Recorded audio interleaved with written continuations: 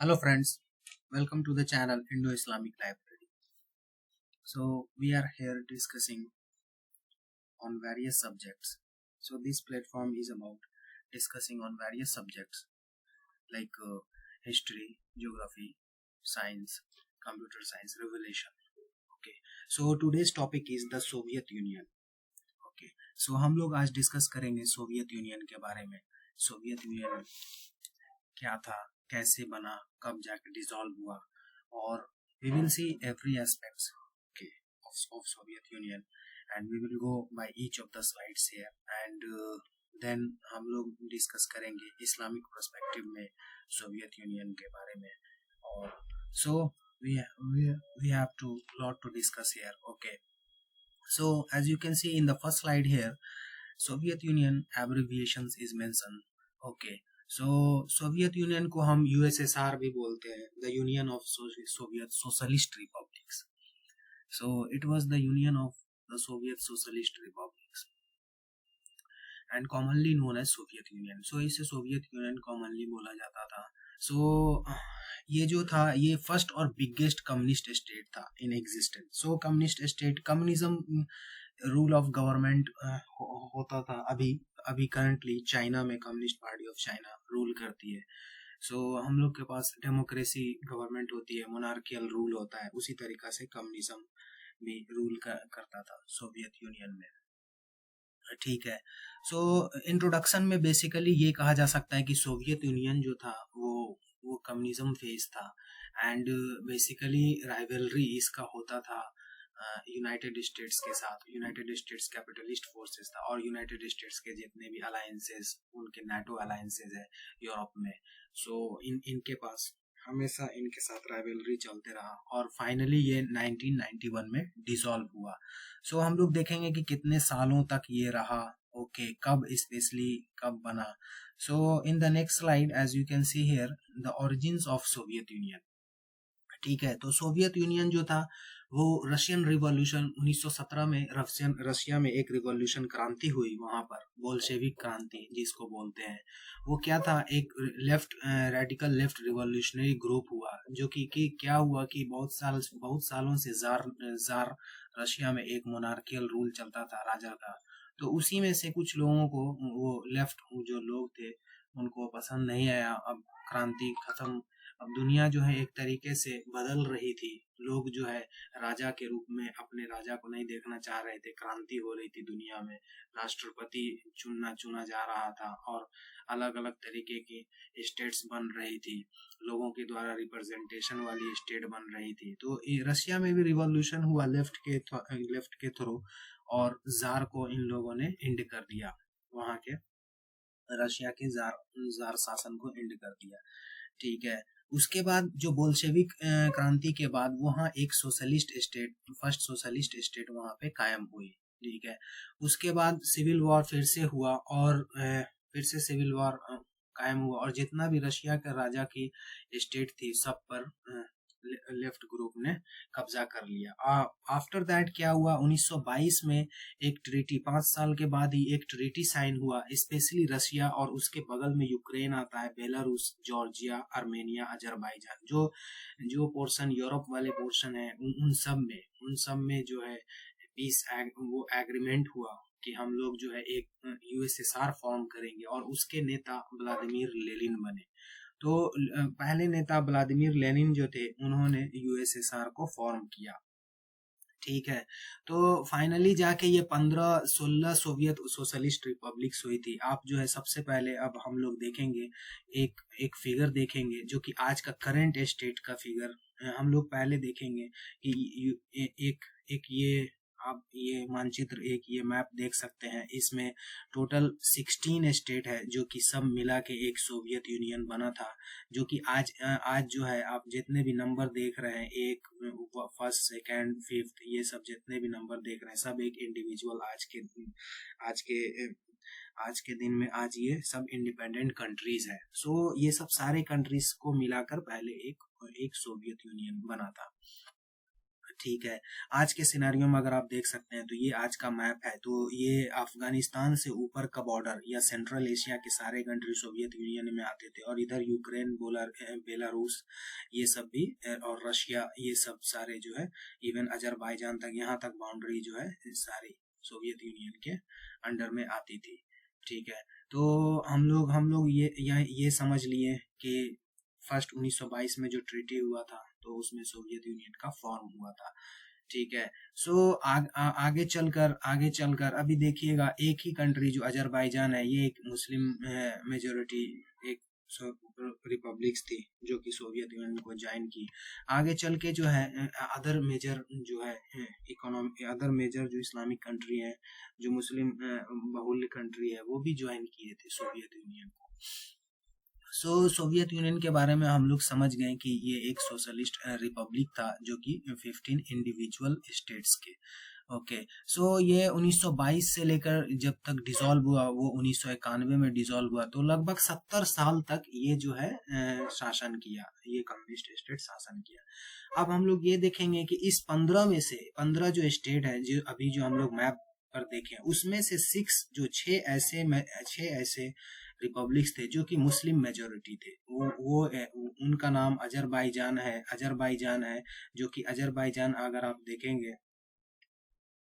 तो अजरबैजान जो है आज के सिनारियो में अजरबैजान यहाँ पर है, जो कि यूरोप के पास पड़ता है। बाकी 5 जो है, कजाकिस्तान, उज्बेकिस्तान, किर्गिस्तान, ताजिकिस्तान और तुर्कमेनिस्तान, ये 5 जो कंट्री है ये सेंट्रल एशिया में पड़ता था। तो टोटल मिला के 6 कंट्री जो है, 6 जो है वो मुस्लिम मेजोरिटी थी। ठीक है। और ये जो 6 स्टेट थी, ये आप देखेंगे कि रसिया के बाद बड़े बड़े स्टेट में यही आती थी। आप देखेंगे सेंट्रल एशिया में जितने भी स्टेट्स हैं वो काफी बड़े हैं कंपेयर टू यूरोप में जितने भी सोशलिस्ट रिपब्लिक थे रसिया के साथ। अगर रसिया के बाद देखा जाए तो यही बड़े थे। ठीक है। तो हम लोग यहाँ पर ये देख सकते हैं। ठीक है। आफ्टर दैट ये हुआ। अब हम लोग देखेंगे कि टीचिंग्स के बारे में देखेंगे, सोवियत यूनियन की क्या टीचिंग्स थी। ठीक है। टीचिंग्स थी वहाँ के सोवियत यूनियन के बारे में कि वो लोग जो है, कम्युनिस्ट स्टेट जो होता है वो बेसिकली एक अथियस्ट स्टेट होता है। ठीक है। मतलब कि वो स्टेट का कोई रिलीजियन नहीं होता है, और वो मतलब कि, और लोग भी है वो प्रमोट करते हैं, नास्तिकता को प्रमोट करते हैं। मतलब कि कोई धर्म को ना माने और हम लोग बस खाली जीवन में रहें। एज यू कैन सी, यहाँ पर एक सोवियत लीडर 1929 में मतलब कि उसकी स्थापना होने के 10-11 साल बाद ही उनका विजन सेंट्रल एशिया का था। सेंट्रल एशिया में खास करके मुस्लिम लोग ज्यादा हैं। 5 अभी हम लोगों ने डिस्कस किया, 5 स्टेट वहां पर थे। तो इन 5 स्टेटों में teaching the people of Kyrgyzstan के पीपल को ये स्टेपें सिखाना, the small Uzbek cotton grow, Uzbekistan के लोगों को कॉटन ग्रोवर बनाना, और Turkmenian gardener the ideals of Leningrad worker. Turkmen को गार्डनर बनाना, ये सब लेनिनग्राड के वर्कर का आइडियल था। ओके। हम लोग देखेंगे कि 90% of the population there was Muslim. ये सेंट्रल एशिया के जो रीजन में यहाँ पर है, यहाँ पे 90% के लगभग में मुस्लिम थे, और जो कि ये सारे कंट्री सोवियत यूनियन के अंडर में आए हुए थे। ठीक है। तो अब हम लोग देखेंगे कि इस्लामिक का वहां पर माहौल कैसा था। ठीक है। सोवियत यूनियन जो है स्पेशली बैन कर दिया था इस्लाम को सेंट्रल एशिया में। अगर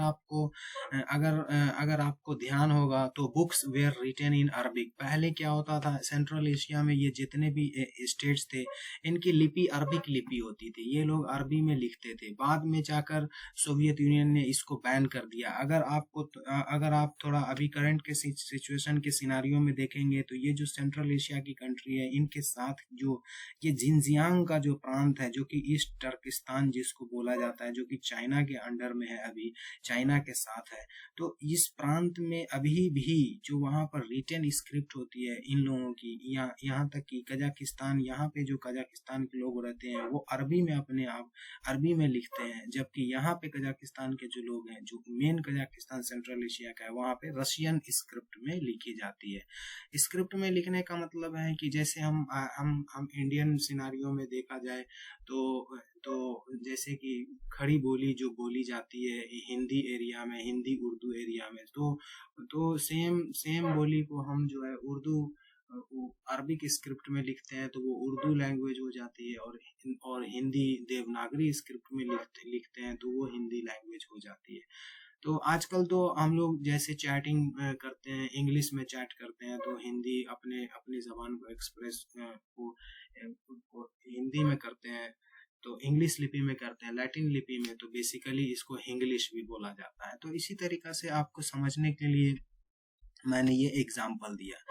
ठीक है, तो सोवियत यूनियन के बारे में हम अभी देखेंगे कितनी सोवियत यूनियन के बारे में फर्स्ट पॉइंट हम लोग देख लिए कि एथेइज्म वहाँ का स्टेट रिलीजियम बना दिया गया था यूएसएसआर का, और अर्ली 1920s में मतलब 1920 के दशक आते आते वहाँ पे बैन कर दिया था इस्लाम को। बुक्स जो है अरबिक में बर्न हो गए थे, और कुरानिक ट्रिब्यूनल्स और स्कूल्स वेयर शटर्ड, और मदरसे को बंद कर दिया गया था और स्कूल को बंद कर दिया गया था। और हम लोग देखेंगे कि इवन मुस्लिम रिचुअल्स जो जैसे कि फ्राइडे प्रेयर होता है और अलग तरह के जो प्रेयर होते हैं उनको भी इम्पॉसिबल कर दिया था यूएसएसआर ने। ओके, वहाँ अगर ये एक रिपोर्ट 1912 में दिखा रही है कि 26,000 मॉस्क होता था सेंट्रल एशिया में, लेकिन सिर्फ और सिर्फ 30 साल के बाद ही 1,000 मस्जिद पे लाद के खड़ा कर दिया। आप देखिए ये किस तरीके का जुल्म और ज्यादती हुआ था सेंट्रल एशिया के मुसलमानों पर।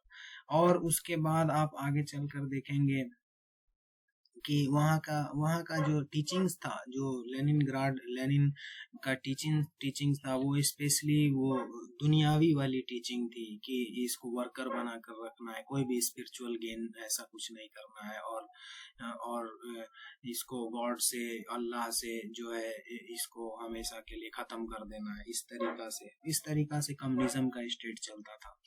ठीक है, सो हम लोग ये भी देखेंगे।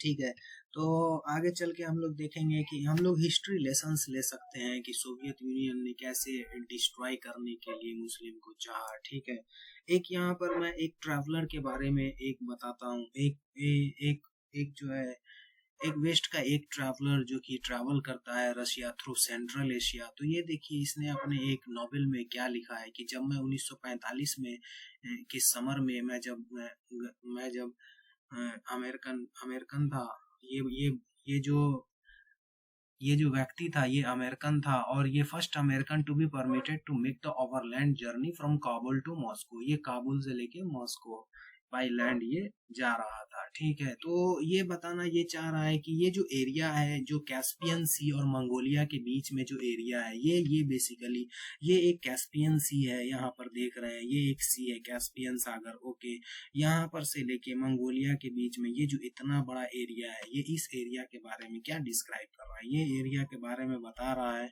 कि ये जो एरिया है जो कि ईरान और अफगानिस्तान से बॉर्डर करता है, ये larger than the whole of Europe. बोल रहा है कि ये जो एरिया है ये बहुत बड़ा एरिया है कंपेयर टू ये जो यूरोप है, ये यूरोप से बहुत बड़ा एरिया है। ठीक है, ये बता रहा है। लेकिन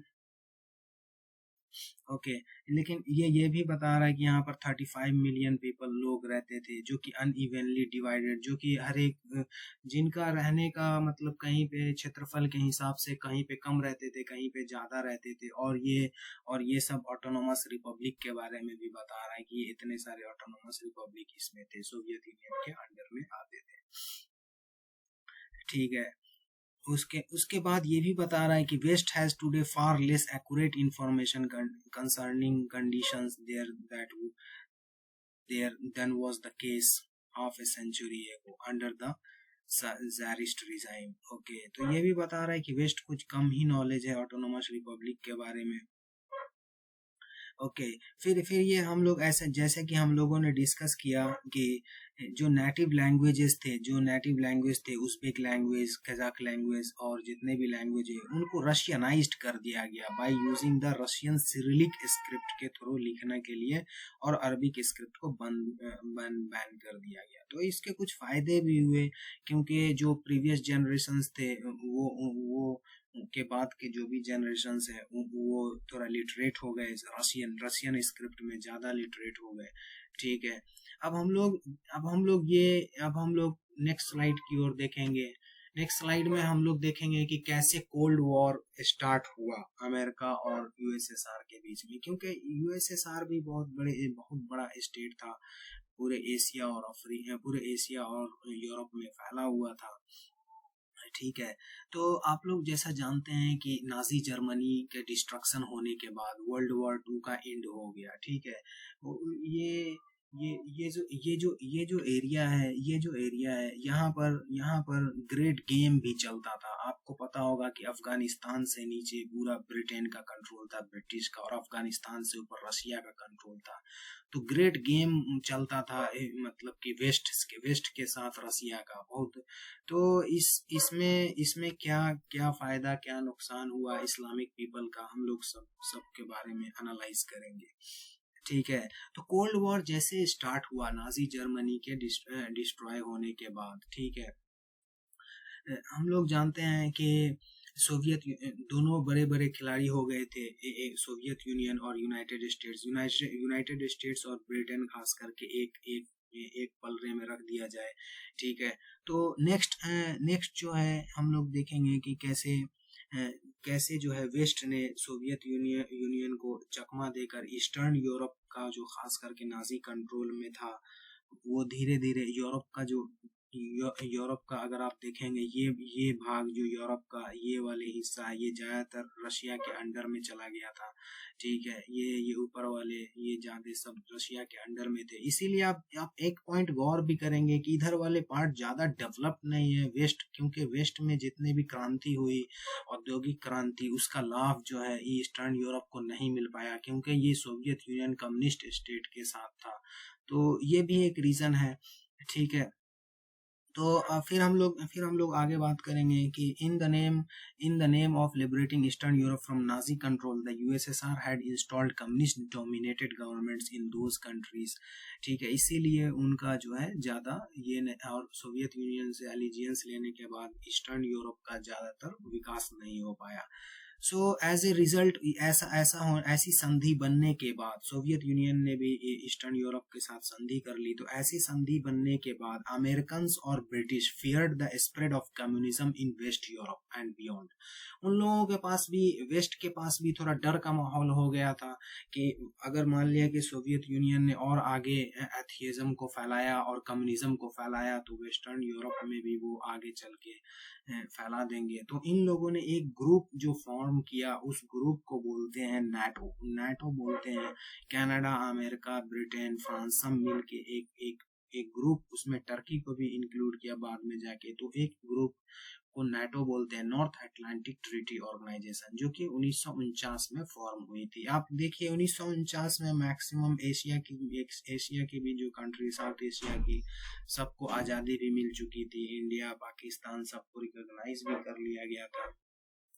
ठीक है, ठीक जैसे ही नाटो अलायंस का फॉर्म हुआ, एक कंप्लीट अलायंस का फॉर्म हुआ, देन आप समझ सकते हैं कि कोल्ड वॉर स्टार्ट हो चुका है। कोल्ड वॉर स्टार्ट हो गया दोनों में। ठीक है, आपको अगर ध्यान होगा तो ब्रिटेन ने सोवियत यूनियन से लड़ने के लिए पाकिस्तान, ईरान से भी एक संधि कर ली थी, एक मिलिट्री संधि कर ली थी, जो कि सोवियत यूनियन से लड़ने के लिए था। तो लगभग 1955 में से अब कोल्ड वॉर स्टार्ट हो गया था। तो इस धरती पर हम लोगों ने देखा कि कैसे 20th सेंचुरी के 50 साल बीतते बीतते कोल्ड वॉर बिटवीन अमेरिका और इसमें सोवियत यूनियन में स्टार्ट हो गया, जो नाटो फोर्स थे उसमें स्टार्ट हो गया। तो इसी के दौरान अब हम लोग एक पॉइंट पर टॉपिक चर्चा करेंगे, वो है space race and Islamic contributions. Okay, क्या स्पेस रेस जो हुआ, स्पेशली आप जानते हैं मून रेस हो गया था सोवियत यूनियन और यूनाइटेड स्टेट्स के बीच, कि कौन पहले मून पे कितने सारे मिसाइल और कितने सारे कितने सारे साइंटिफिक रिसर्च करते हैं मून पर जाकर, ये सब चीज जो है कितने सारे स्पेस शटल भेजते हैं, ठीक है। तो हम लोग देखेंगे सोवियत यूनियन भी इनिशिएट कर दिया many space exploration program in the 1930s, ठीक है। आफ्टर दैट क्या हुआ कि 50 तक आते आते but it would not be until the 1950s that the full result of their efforts, ठीक है। 50 तक आते आते उनका फुल efforts दिखने लगा। After that the Soviet Union took the first shot at the space race when the launch of the Sputnik 1, Sputnik 1 जो launch किया उसने अक्टूबर 4 1957 को, ओके। Sputnik 1 क्या था, was the first ever low earth orbit artificial satellite to be launched, अर्थ के लो orbit पर satellite launch किया गया सबसे पहले स्पुतनिक 1 को, okay. This was followed by the launching of first human in space, Yuri Gagarin. Yuri Gagarin जो था वो फर्स्ट ह्यूमन इन स्पेस था, ये भी सोवियत यूनियन ने लॉन्च किया था। तो आप देख सकते हैं यूएस में प्रेसिडेंट जॉन एफ कैनेडी जब ये बात पता चला, अमेरिका ने भी मैन ऑन द मिशन का प्रोग्राम लॉन्च किया कि मैन ऑन द मून का मिशन का लॉन्च किया था, जो कि मतलब कि कौन पहले मून पर अपना पहला पर्सन को भेजेगा। तो जुलाई 16 1969 में अमेरिकन एस्ट्रोनॉट नील आर्मस्ट्रॉन्ग, जो कि हम लोग सब जानते हैं, became the first man to walk on the moon, moon पर फर्स्ट मैन था जो कि पहुंचा था, ठीक है। तो देखिए आप हम लोग चर्चा करेंगे सोवियत यूनियन को इस्लामिक पर्सपेक्टिव में। आप जानते हैं कि 6 जो इस्लामिक स्टेट्स, इस्लामिक जो सोशलिस्ट जो स्टेट्स थे, 6 रिपब्लिक जो थे, ठीक है, जिसमें मुस्लिम मेजोरिटी ज्यादा थी, ठीक है। तो वो कंपैरिजन अगर आप देखेंगे 100% में, तो रशिया के बाद ज्यादा पॉपुलेशन वाइज और एरिया वाइज भी ज्यादा थी। तो 60 क्रिश्चियन और 45% तक मुसलमान थे करीब, मतलब कि एंड ओवरऑल अगर सोवियत यूनियन के पॉपुलेशन को देखा जाए तो 55-45 का रेशियो था, ओके। तो ये एक तरह से तो आप इसमें जो है इस्लामिक कंट्रीब्यूशंस क्या क्या था, कैसे कैसे मुसलमानों ने जो कंट्रीब्यूट किया स्पेस में, ओके। तो आप लोग ये देखेंगे कि हम यहाँ पर जैसा कि आप देख रहे हैं, below is the list of space shuttle flyers, ये सब जो स्पेस में जाने वाले मूसा मनरोव, आप नाम से समझ सकते हैं। सोवियत यूनियन अजरबैजान के ये स्पेस में जाने वाले व्यक्ति थे। उसके बाद तोख्तार ये बंदे थे, तालगार ये थे, सोवियत यूनियन कजाकिस्तान के जाने वाले थे। फिर सालिसान किर्गिस्तान के थे, और बहुत सारे मेनी मोर इन ऑर्गेनाइजेशन, बहुत सारे लोग कंट्रीब्यूशन किए। तो हम लोगों ने चर्चा किया कि कैसे इस्लामिक पीपल ने भी सोवियत यूनियन के स्पेस काउंटरिंग प्रोग्राम में, स्पेस के रेस में अमेरिका के साथ कंट्रीब्यूशन किया, ठीक है। ये यहाँ तक तो ठीक है। अब आप देख सकते हैं जुलाई 1969-70 तक वो स्पेस रेस होता था। उसके बाद fall of the Soviet union के बारे में हम लोग चर्चा करेंगे, ठीक है। सोवियत यूनियन के बारे में फॉल कैसे हुआ, ओके। तो आप जानते हैं कि धीरे धीरे जो है कम्युनिस्ट स्टेट में अक्सर ही ऐसा होता है कि ह्यूज गैप हो जाता है। कम्युनिस्ट इलाइट जो पीपल, जो बड़े बड़े टॉप पे लोग हो जाते हैं, लीडर और बड़े बड़े बिजनेसमैन, उनके बीच में, और एक छोटा सा एक किसान जो गांव में अपना रोजी रोटी कमाता है, उसके दरमियान बहुत बड़ा गैप हो जाता है। अक्सर किस चीज का गैप हो जाता है, वो वेल्थ का गैप हो जाता है, उसके पास धन जो होता है, पैसे का बहुत बड़ा गैप हो जाता है एवरेज सिटीजन में। तो ये 60s to 70s तक आते आते 10 साल में जो है ये दिखने लगा कम्युनिस्ट स्टेट में कि जो वहाँ पर रशिया में क्रेमलिन जो पैलेस है, वहाँ पर पहुँचने के लिए एक नॉर्मल जो है लीडर को बहुत दूर तक जाना पड़ता था।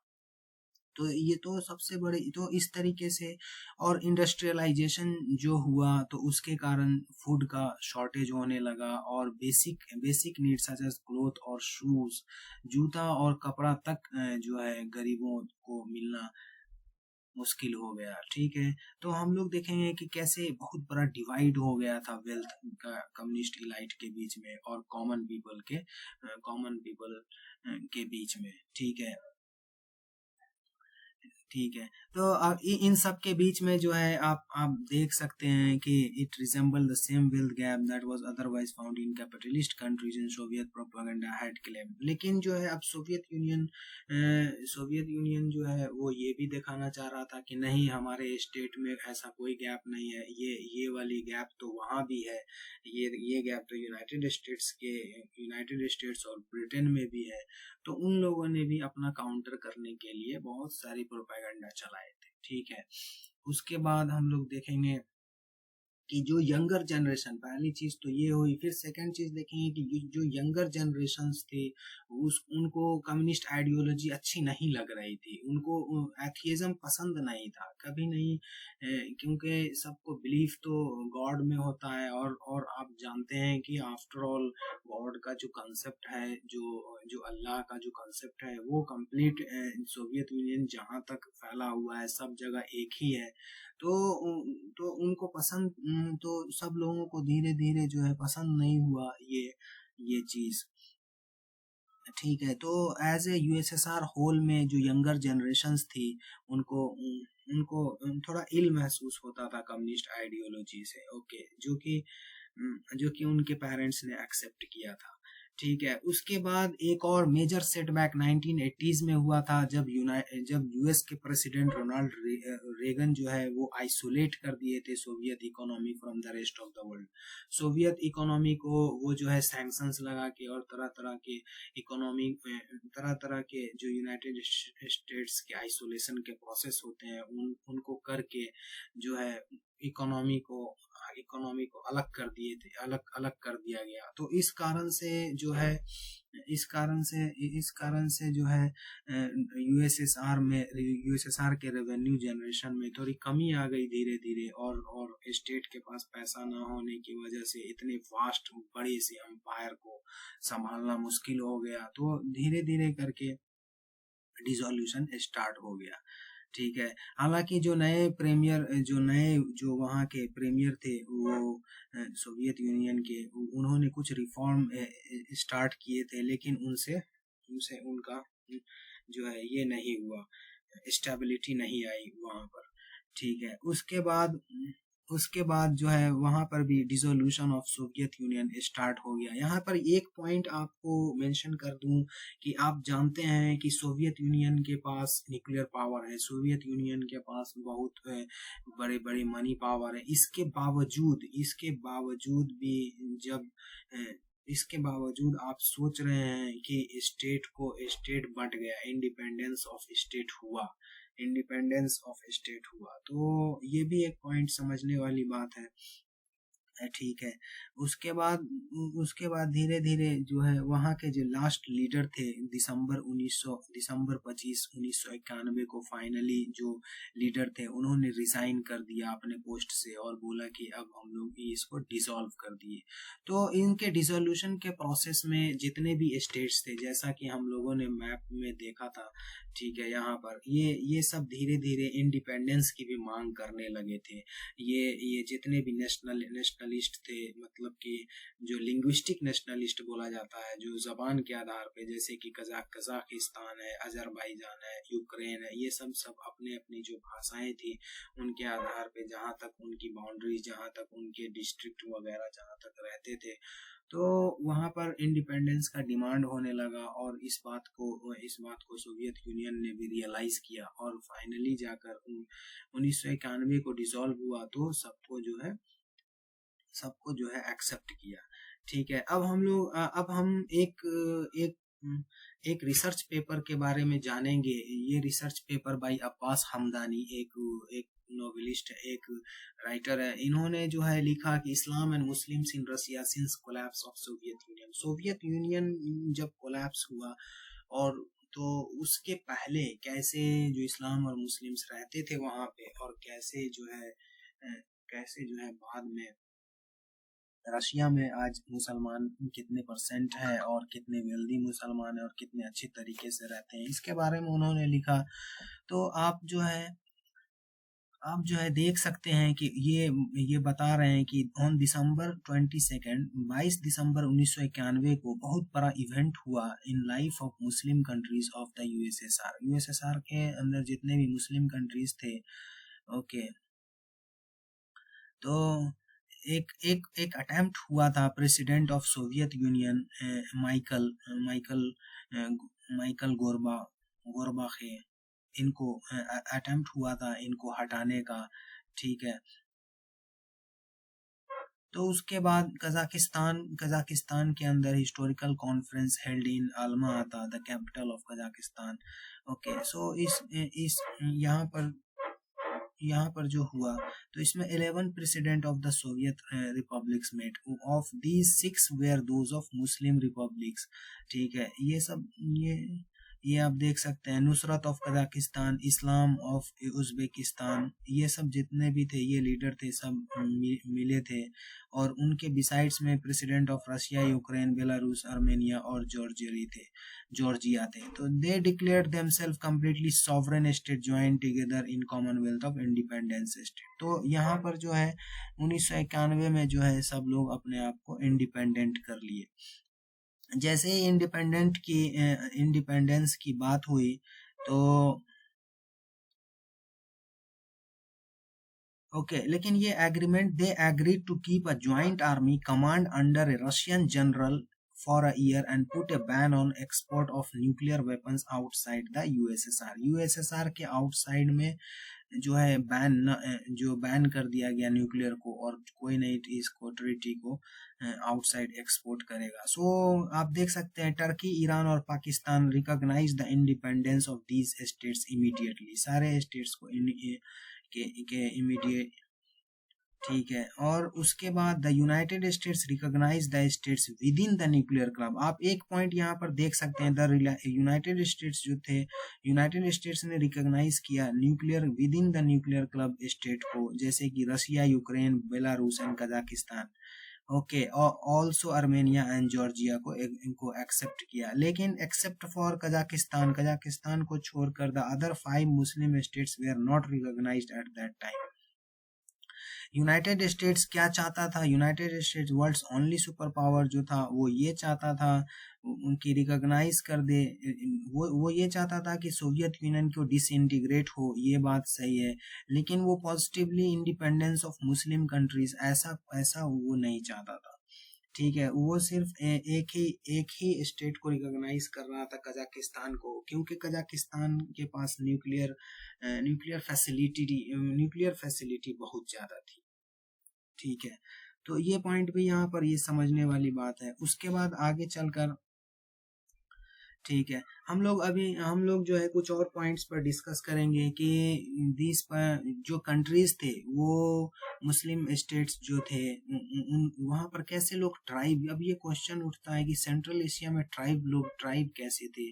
तो सेंट्रल एशिया के ट्राइब जो थे उनके बारे में, उनके जो आज का तुर्कमेनिस्तान या टर्किस्तान कहा जाता है, वहाँ पर चगताई खाने ऑफ तैमुरिद वंशज के लोग रहते थे, द गोल्डन हॉर्डे लोग रहते थे, khanate of Kazan, the khanate of Sibir, the khanate of Crimea Tatars, ये सब स्टेट्स पहले से वहां पर थे। 1917 के रशियन रिवॉल्यूशन जो हुआ कॉकस में, Islam had come to this area at very early period, यहाँ पर इस्लाम बहुत पहले से हुआ था, आया था, ठीक है।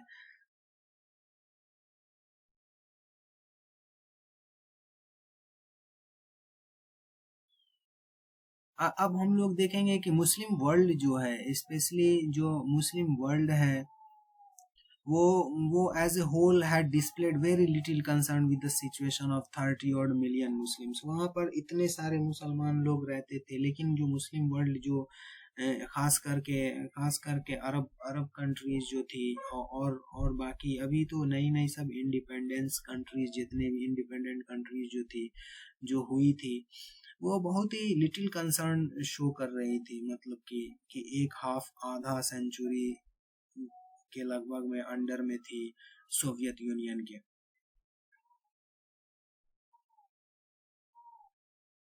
और ब्रिटिश एकेडमिक वर्ल्ड में भी इसको ज़्यादा पढ़ाया नहीं जाता है कि आखिरकार क्यों कैसे, इसके थ्रू कोई भी हिस्ट्री लेसन्स नहीं लिया जाता है। ठीक है, अब हम लोग कुछ फेमस पर्सनालिटी के बारे में जानेंगे, कुछ फेमस पर्सनालिटी के बारे में, रशिया के बारे में जानेंगे। आज का जो करंट रशिया है वहाँ पर 20 मिलियन मुस्लिम्स करीब रहता है, second largest religious minority community है। ठीक है, 14% के ओवरऑल पे पॉपुलेशन है रशिया में मुसलमानों की। ओके, आज भी मुसलमानों में जो रशिया में अभी भी रशियन फेडरेशन कहा जाता है आज के करंट रशिया में, वहाँ पर क्या है कि 7 ऐसे फेडरल सब्जेक्ट्स हैं जहाँ पे मुस्लिम मेजोरिटी पॉपुलेशन है, जिसको ततारिस्तान, ओके, और 5 नॉर्थ कॉकस रिपब्लिक्स हैं। ठीक है, चेचनिया वगैरह भी है, ये सब जो है अभी भी जो रशिया के साथ है। ठीक है, रशिया में जो है करीब पॉपुलेशन, टोटल पॉपुलेशन 14 करोड़ है। सेंट्रल एशिया की जो पॉपुलेशन है वो करीब 7 करोड़ है। ठीक है, और मुस्लिम जो है वहाँ पर अभी भी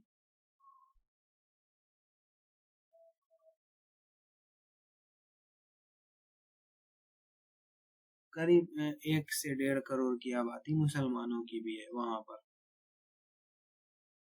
ठीक है, आज के करंट सिनारियो में है कि एक बात आप जान लीजिए कि रशिया जो है, रशिया में जो क्रिश्चियनिटी की कम्युनिटी है वो एकदम प्योरली ऑर्थोडॉक्स कम्युनिटी है। वो कैथोलिक वर्जन ऑफ क्रिश्चियनिटी नहीं है जो कि पोप पोप के थ्रू पूरा वेस्ट में चलता है। जैसा कि आप जानते हैं इटली के पोप को वर्ल्ड लीडर माना जाता है, आध्यात्मिक लीडर माना जाता है, रिलीजियस लीडर माना जाता है।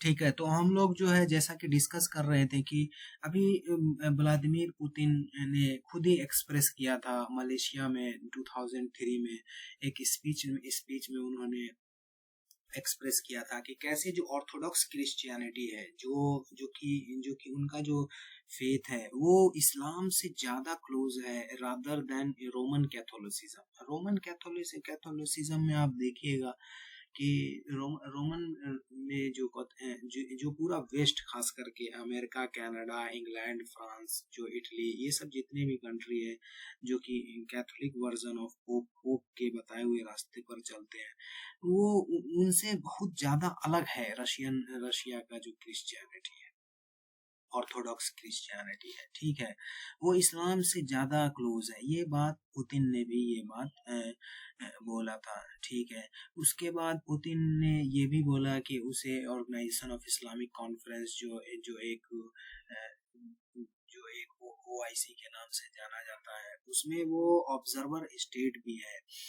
सो उसमें तो उसके लिए डीप ग्रेटिट्यूड दिया था पुतिन ने। ठीक है, अभी भी रशिया के मुस्लिम के बारे में जो आप जानते हैं, मुस्लिम जो होते हैं वो इतने इतने इतने ग्रुप्स में, बहुत सारे इथनिक ग्रुप्स हैं, लगभग 40 इथनिक ग्रुप है रशिया मुस्लिम मुस्लिम के।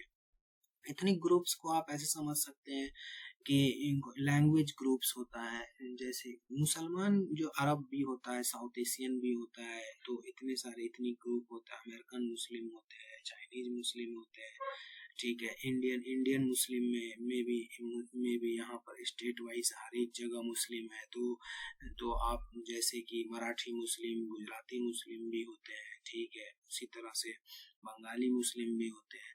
तो यहाँ पर आप देख सकते हैं रशिया में जो है, रशिया में आप देख सकते हैं 40 तरह के इथनिक ग्रुप वाले मुस्लिम है, जैसे कि वोल्गा ततर मुस्लिम, साइबेरियन ततर, चेचन्स, इंगुश, दार्गेन्स, ये सब जो कम्युनिटी है सब मुसलमानों की कम्युनिटी है। ठीक है, और मेजर मेजर तो है दो सुन्नी स्कूल ऑफ इस्लामिक जो ज्यूरिस्प्रूडेंस था उसी को बिलीव करते हैं, जैसे कि हनफी और शाफी इमाम हनफी और इमाम शाफी मजहब के लोगों को वो ज्यादा बिलीव करते हैं। ठीक है, उसके उसके बाद हम लोग देखेंगे कि रशिया की अभी की जो फॉरेन पॉलिसी है वो इन इन द मुस्लिम वर्ल्ड में वो बेसिकली 3 में ही फॉलो होता है। एक तो सेंट्रल एशिया में फॉलो होता है, एक साउथ कॉकस में फॉलो होता है, और दूसरा कि नॉर्थ अफ्रीका और मिडिल ईस्ट वाले रीजन में रशिया की जो पॉलिसी है, मुस्लिम पॉलिसी, वो फॉलो होती है। ठीक है। आप एक चीज गौर करेंगे कि रशिया जो है वो अभी भी सेंट्रल एशिया पे बहुत ही क्लोज वॉच करता है, बिकॉज रशिया कभी वो सेंट्रल एशिया सब पार्ट था, और इस्लाम इस्लाम आप जानते हैं वहाँ पर पॉलिटिकल पावर में as a political scenario, political power में रशिया अभी भी जो है वॉच करता है कि कहीं एक्सट्रीमिस्ट मुस्लिम सब पावर में ना आ जाए। अगर एक या दो भी स्टेट में वैसा आ जाए तो रशिया के लिए भी डिजास्टर हो जाएगा, because after all extremist ideology से हर एक कोई जो है बचना चाहते हैं। ठीक है, क्योंकि रशिया सबसे मेन रीजन है, क्योंकि पता है रशिया जो है कंप्लीट सेंट्रल एशिया को जो है अपना अभी भी part, privilege zone of influence, मतलब कि अपना इन्फ्लुएंसिव पार्ट अभी भी वो जो है मानता है। ठीक है, यहाँ पर आप देख सकते हैं नेक्स्ट स्लाइड में ये सब रशियन के जो है काफी बहुत ही फेमस पर्सनालिटी है। इनमें से आप इसको तो थर्ड नंबर, ये जो है इनको फाइटर को जानते होंगे। ठीक है, और ये भी काफी न्यूज में रहते हैं। रमजान, ये हेड ऑफ चेचन रिपब्लिक है, ये भी काफी न्यूज में रहते हैं। तो ये सब आप देख सकते हैं। Billionaire and founder of principal, ये बिलियनर बहुत ही अमीर बिलियनर मुस्लिम भी है रशियन में।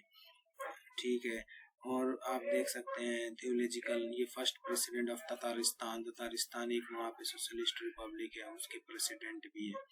तो ये सब काफी अभी भी योगदान दे रहे हैं अपना। ठीक है, अब हम लोग एक पर्सपेक्टिव से, now we are going to define, एक पर्सपेक्टिव से देखेंगे कि न्यूक्लियर ट्रीटी होता है या न्यूक्लियर कोई भी नेशन डेवलप करता है तो नेशन का क्या व्यू होता है। जैसे कि मैंने ये वाले पॉइंट जो है ये मैंने अमेरिकन नेशनल से लिया है, अमेरिकन आर्काइव से ये लिया है। देखिए इन्होंने क्या लिखा है। The nuclear test of India and Pakistan again demonstrate that countries will act in their own perceived national state. मतलब ये जब इंडिया और पाकिस्तान ने जो न्यूक्लियर अपने अपने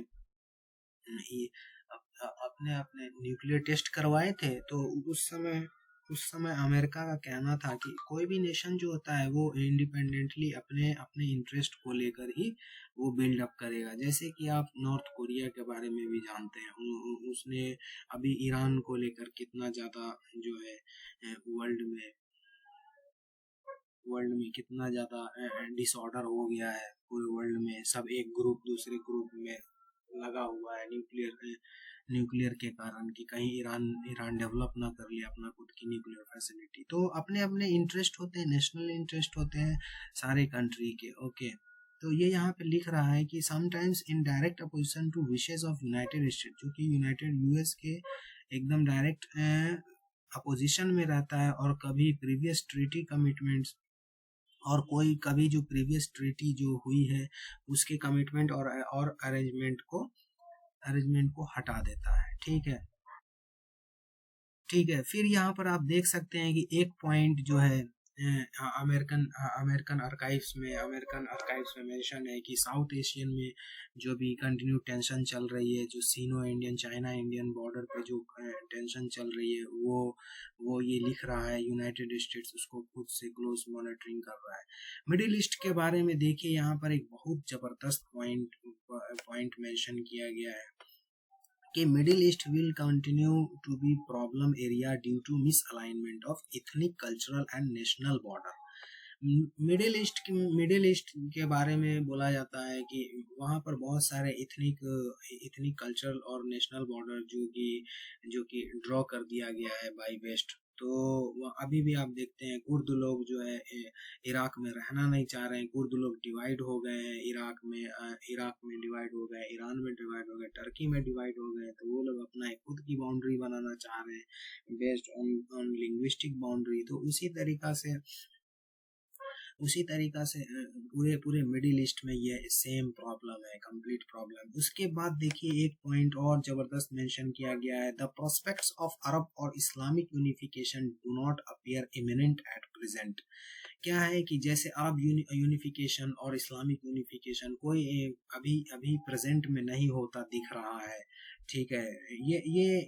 ये जो लैंग्वेज है ये फ्रॉम यूनाइटेड स्टेट्स के आर्काइव से लिया गया है, ठीक है। उसका but historically this unification has relied on charismatic leader, okay, whose advent is difficult to predict. लेकिन हिस्ट्री में ऐसा देखा गया है कि कहीं सुल्तान अयूब और सुल्तान सलाउद्दीन जैसा कोई लीडर पैदा हो गया तो सारे मुसलमान उसके पीछे चलने लगते हैं, और फिर जो है जेरूसलम को उन्होंने जो बचाया था अगेंस्ट क्रूसेड्स, तो वैसा कोई लीडर कोई पैदा अभी नहीं होता दिख रहा है अमेरिका को, ठीक है। तो उसने ये पॉइंट लिखा है, ठीक है। उसके बाद फिर उसने कोरिया के बारे में यहाँ पर बोला जा रहा है कि नॉर्थ कोरिया ने जो न्यूक्लियर कैपेबिलिटी, न्यूक्लियर और बैलिस्टिक मिसाइल टेक्नोलॉजी दिखाया है, तो इसके कारण जापान और साउथ कोरिया जो बगल की कंट्री है वो भी जो है उसको कंसर्न पैदा हो गया है, और अगर वो अपने आप को अनसर्टेनिटी फील करेगा अमेरिका के साथ, तो वो भी खुद कभी भी न्यूक्लियर प्रोग्राम को इनिशिएट कर सकता है, ठीक है। सेम चीज, similar concern could apply to Taiwan in light of recent statement made by People's Republic of China. जो चाइना के स्टेट है, अगर वो भी ज्यादती करेंगे ताइवान के ऊपर, तो ताइवान भी अपना सिमिलर स्टेट्स को सिमिलर स्टेटमेंट अपना देगा, ठीक है। तो हम लोगों ने यहाँ तक डिस्कस किया, ओके।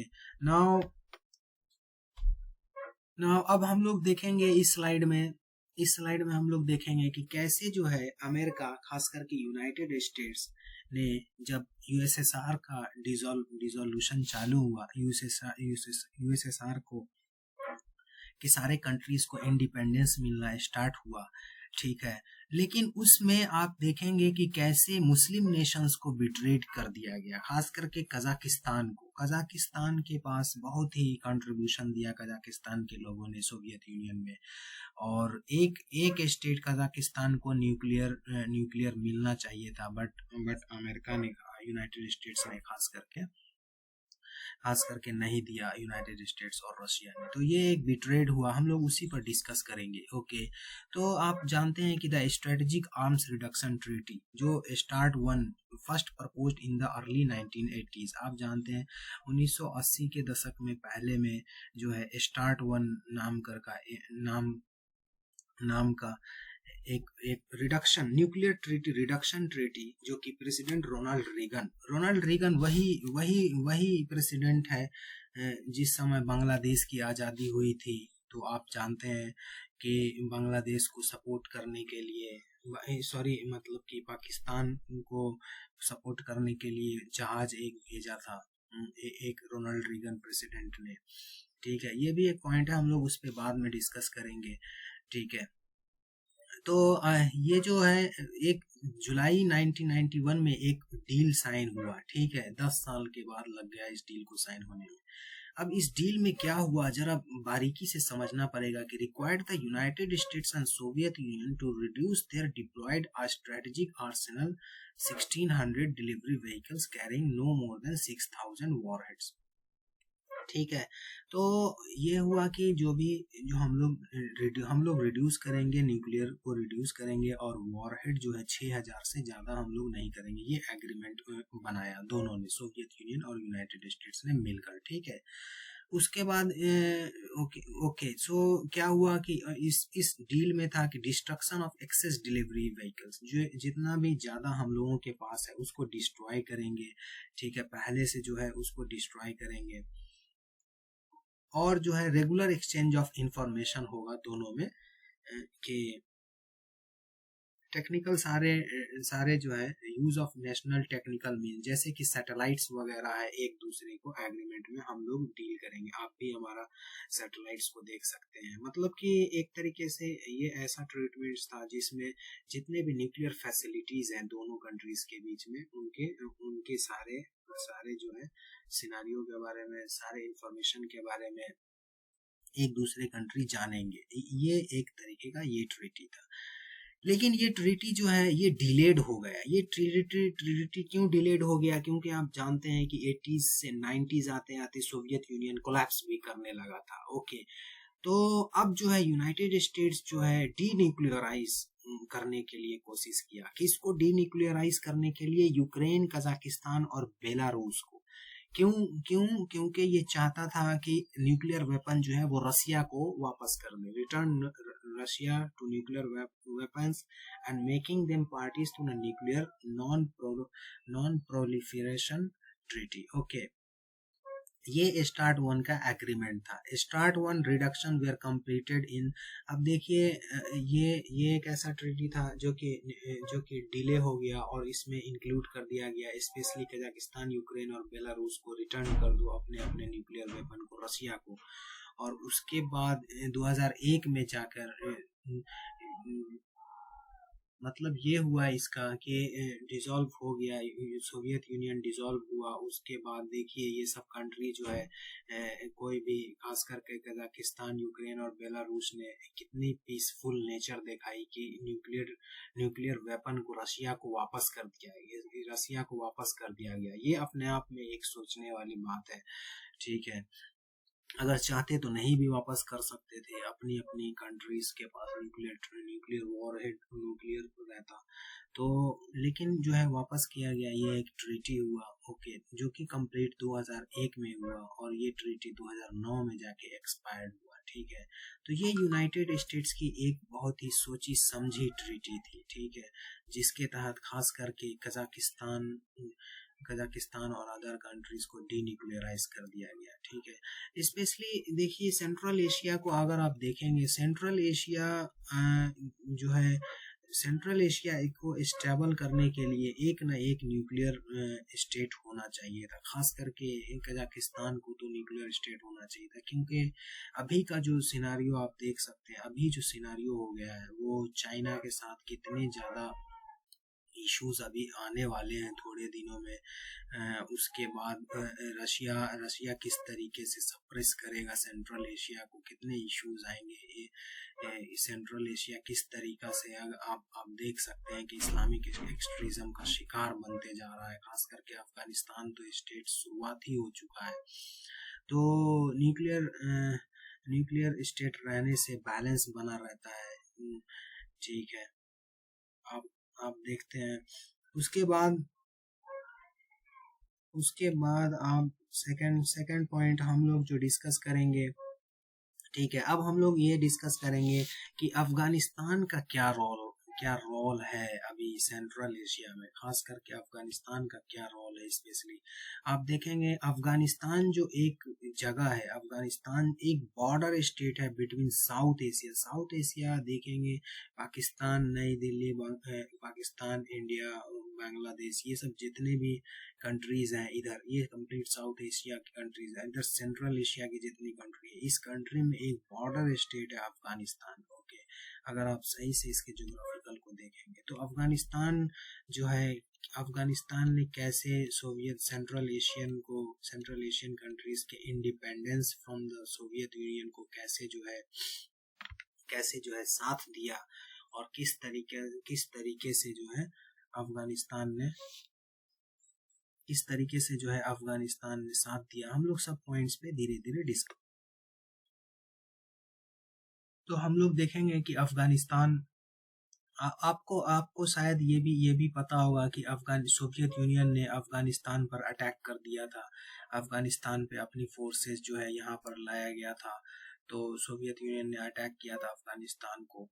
तो उसी समय ये 1991 की बात है जब डिसॉल्यूशन हुआ था।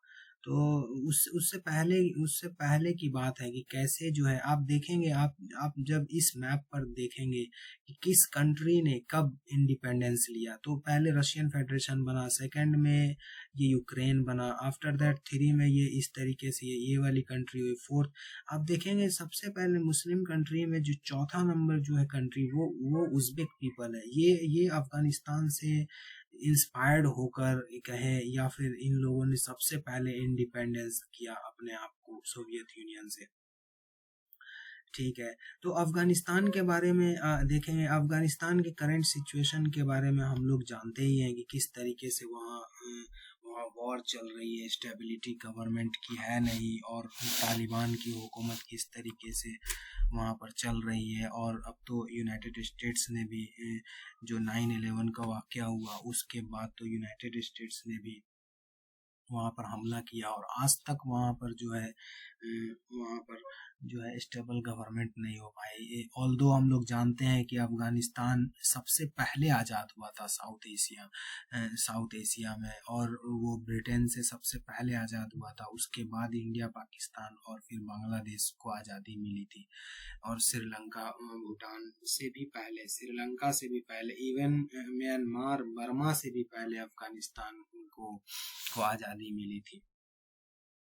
तो हम लोग देखेंगे कि कैसे जो है अफगानिस्तान के बारे में पढ़ेंगे। अफगानिस्तान को कहा जाता है कि ग्रेवयार्ड ऑफ अम्पायर्स। ये बहुत आप सुनेंगे कि अफगानिस्तान में जो भी अम्पायर हुए, सबसे पहले तो आप जानते हैं ब्रिटेन के साथ भी एंग्लो अफगान वॉर हुआ था, ब्रिटेन के साथ भी। तो ब्रिटेन भी वहां पर हारा था अफगानिस्तान, तो ब्रिटिश अम्पायर भी अफगानिस्तान को हारा था। उसके बाद एक लाइन साइन किया था जिसको डोरेंड लाइन बोलते हैं, वो एक लाइन बॉर्डर पे साइन किया था और अफगानिस्तान के बॉर्डर को सीमित कर दिया गया था। ठीक है। उसके बाद अफगानिस्तान में जो है यूएसएसआर का भी ग्रेवयार्ड है। यूएसएसआर भी आया था वहां पे लड़ने के लिए, और तो यूएसएसआर भी कंप्लीट अफगानिस्तान को डिस्ट्रॉय नहीं कर पाया। इवन टुडेज वर्ल्ड के सिनारियो में हम जैसा कि हम लोग देख रहे हैं कि कैसे जो है यूनाइटेड स्टेट्स जो है लगभग 20 साल होने जा रहा है, 20 साल से वहाँ उसके जवान मर रहे हैं, और न जाने करीब कितने मुस्लिम्स को, मतलब कि आप मुस्लिम्स तो मतलब गाजर मूली की तरह कट रहे हैं, मतलब कि अफगानिस्तान में। तो एक तरह से देखा जाए कि मुसलमान को ही सबसे ज्यादा प्रॉब्लम हो गया अफगानिस्तान से। तो हम लोग जो है अफगानिस्तान के बारे में थोड़ा सा जानेंगे कि अफगानिस्तान जो है सेंट्रल एशिया के साथ 2000 किलोमीटर का लॉन्ग बॉर्डर अफगानिस्तान के साथ शेयर करता है। इससे ये बात समझ में आता है कि आप एक बात जानते हैं कि आप चाहे कुछ भी कर लें, किसी भी देश से आपकी दोस्ती हो जाए, लेकिन आपके जो बगल का पड़ोसी नेबर कंट्रीज होता है, उसके साथ अगर इतना लंबा बॉर्डर है तो आपको जो है कल होके उसी के साथ जो है आपको संधि करना ही पड़ेगा, कि हर एक चीज पर कुछ ना कुछ पॉइंट्स पर संधि करना ही पड़ता है। ठीक है। तो अफगानिस्तान, मतलब कहने का ये मतलब है कि कल्चरली कनेक्टेड तो होता ही है। जब 2000 किलोमीटर का बाउंड्री रहेगा सेंट्रल एशिया के साथ अफगानिस्तान का, तो रिस्पॉन्सिबिलिटी बढ़ जाता है। अगल बगल की कंट्रीज दोनों में कम्युनिकेशन लेवल अच्छे होते हैं। ठीक है। अब देखिए Russia has been also working to persuade Turkmenistan and Uzbekistan. Russia जो है ये दो कंट्री के साथ वर्क कर रहा है। ठीक है। दो अदर सेंट्रल एशियन कंट्रीज जो अफगानिस्तान के साथ बॉर्डर शेयर करती है, खास करके ये दो कंट्री, इसके साथ रशिया वर्क कर रहा है। क्यों वर्क कर रहा है? क्योंकि रीजनल और कॉर्पोरेट सिक्योरिटी के बारे में, to cooperate more closely on regional security के बारे में के लिए। रशिया का तो ये प्रॉब्लम है ही, रशिया के साथ ये प्रॉब्लम रहेगा कि अगर कोई भी स्टेट जो है अगर ज्यादा एक्सट्रीमिस्ट बन जाता है इसमें, तो रशिया के साथ ये इशू हमेशा रहेगा। ठीक है। उसके बाद जो है आपको एक फैक्ट यहाँ पर ये भी जानने को मिलेगा कि रशियन ऑफिशियल जो है वो सेंट्रल एशिया के बॉर्डर जो अफगानिस्तान के साथ शेयर करता है उसको CIS बॉर्डर भी कहते हैं। ठीक है। उसके बाद उज्बेकिस्तान एक ऐसी कंट्री है जो कि ज्वाइंट किया था, लेकिन वो फिर से विड्रॉ कर लिया from CSTO twice and currently not a member. वो रशिया के साथ मेंबर नहीं है।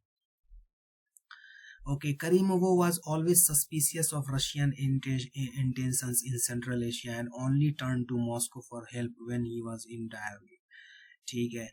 ओके। डाइड इन करीमोव जो है वो 2016 में उनकी मृत्यु हो जाती है, और उसके जो सक्सेसर है Shavkat, okay has already proven and better ties with Moscow specially military. तो अभी क्या है कि मिलिट्री कॉपरेशन रशिया के साथ चल रही है ताकि जो है वो वाले जो बॉर्डर है अफगानिस्तान की जो सेंट्रल एशिया उसको जो है एकदम मतलब मजबूती से बनाए रखे। अब आप जानते हैं कि तालिबान जो है सितंबर 1996 के एंड में कैप्चर कर लेता है काबुल को। ठीक है, काबुल को कैप्चर करने के बाद कजाकिस्तान में मीटिंग होती है रशियन प्रेसिडेंट के साथ, सारे प्रेसिडेंट के साथ मीटिंग होती है। उज़्बेक प्रेसिडेंट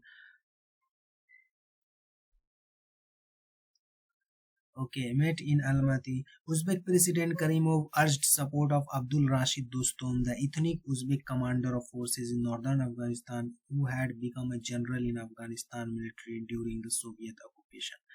अब जब सोवियत ऑक्यूपेशन हुआ था तो ऑब्वियस सी बात है इस्लामिक जो पीपल उज़्बेकिस्तान के थे, उस उज़्बेकिस्तान में जो वो अफगानिस्तान आकर अफगानिस्तान के कमांडर के साथ वो ज्वाइन कर लिए थे।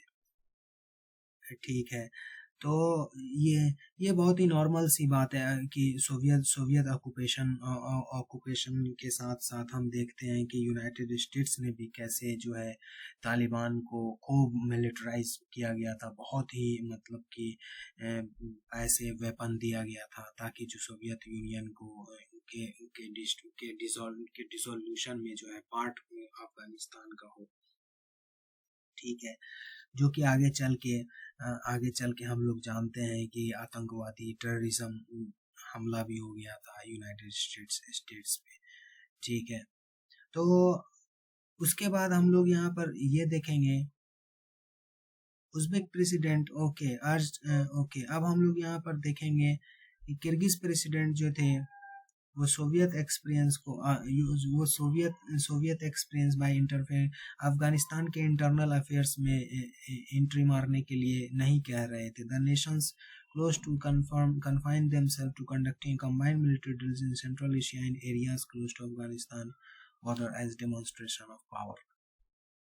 ओके, तो अफगानिस्तान के बारे में और जान लेते हैं कि the Taliban never themselves seemed to present a threat to Central Asia. Okay, Central Asia के बारे में ये एक चीज जानते हैं, सेंट्रल एशिया के जितने भी लीडर है वो जानते हैं कि तालिबान जो है वो कभी भी हमारे लिए डायरेक्ट थ्रेट नहीं है। They were occupied with the fighting still going on Afghanistan के अंदर जो फाइटिंग चल रही है बस उसी को लेकर। लेकिन आप जानते हैं जब अक्सर ऐसा देखा गया है कि जब कोई मिलिट्री ग्रुप होता है खास करके इस्लामिक लैंड में, तो आप देखते हैं अलग से जो however among their guests were group called Islamic Movement of Uzbekistan. तो उज़्बेकिस्तान के अंदर भी एक इस्लामिक मूवमेंट पैदा हो जाता है। ठीक है, a group with origins in Tajikistan civil war. अब जब तजाकिस्तान में सिविल वॉर हो रहा है तो यहाँ के लोग जो है उज़्बेक्स के साथ मिलकर और अफगानिस्तान की मदद से खुद का एक मिलिट्री ऑर्गेनाइजेशन चालू कर देते हैं। ओके, जो बहुत सारे ड्रग रूट्स और बहुत सारे स्पेशली ज्योग्राफिकल एरिया जो सेंट्रल एशिया के उस पे जो अपर हैंड हासिल कर लेते हैं। ठीक है, सेंट्रल एशिया में। तो ये बात जो है ये सेंट्रल एशिया के लीडर अच्छी तरीका से जानते हैं कि अगर अफगानिस्तान में अगर एक्सट्रीमिस्ट आइडियोलॉजी की अगर गवर्नमेंट रही तो मास मोबिलाइजेशन होना कोई दूर की बात नहीं है, सेंट्रल एशिया भी मोबिलाइज होगा। इसीलिए बोला जाता है कि अफगानिस्तान जो है वो सच में ग्रेवयार्ड है। अगर अफगानिस्तान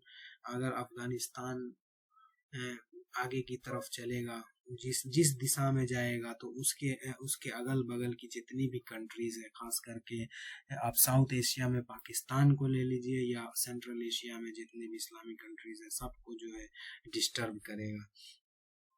ठीक है, तो वो खास करके अफगानी तो आप कहीं ना कहीं एक जड़ मूल में हम लोग को अभी समझ में आ रहा है कि अफगानिस्तान में जो हालत हुआ सोवियत यूनियन के ट्रैप होने के बाद जो जो ये प्रॉब्लम हुई और कैसे यूनाइटेड स्टेट्स ने तालिबान को वेपनाइज किया, तो इस कारण से जो है मतलब कि अफगानिस्तान एक बहुत ही पीसफुल कंट्रीज हुआ करता था, कैसे जो है इसको डिस्ट्रक्शन ला दिया यूनाइटेड स्टेट्स ने सोवियत यूनियन के कोल्ड वॉर के कारण। आप ये समझ सकते हैं।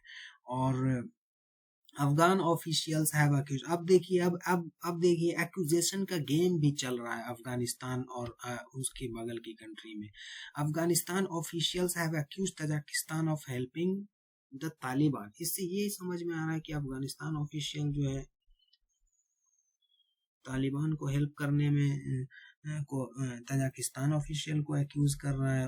2018 में अफगान मेंबर ऑफ पार्लियामेंट कमोल सपाई क्लेम, उसने देखिए पार्लियामेंट में क्लेम किया कि तालिबान का जो है कनेक्शन है on the other side of Amu दरिया, मतलब कि उधर जो है रिवर अमू के बगल में जो कनेक्शन है। और आप ये भी जानते हैं कि जो तालिबान फाइटर्स सब जितने भी वाउंडेड फाइटर होते हैं उनका ट्रीटमेंट होता है जाके तजाकिस्तान के हॉस्पिटलों में ट्रीटमेंट होता है। तो जनवरी 2017 में बोला गया ताजिक गवर्नमेंट लेकिन डिनाइड किए काबुल के एलिगेशन को कि that equipment belonging to Taliban was being repaired in Tajikistan. ठीक है, तो अब हम लोग अफगानिस्तान के ज्योग्राफिकल बाउंड्री को देखें, अफगानिस्तान के करंट सिचुएशन को देखें। अब हम लोग देखेंगे कि अफगानिस्तान का इफेक्ट कैसे मतलब कि सेंट्रल एशिया पे पड़ता है। जैसे कि हम लोग अभी थोड़ा देर पहले ही बात किए थे कि सेंट्रल एशियन जो गवर्नमेंट है वो मॉस्को और बीजिंग, अब तो Beijing all regards militants from the Islamic State of Khorasan ISK as the primary concern in Afghanistan. अब देखिए तालिबान के साथ साथ एक और military organization Islamic State of Khorasan भी हो गया है। वो ईस्टर्न अफगानिस्तान में ज्यादा एक्टिव है। ठीक है, but at least one group led by mutinous Taliban commander in Zozan province which borders Turkmenistan declared itself be a part of ISK.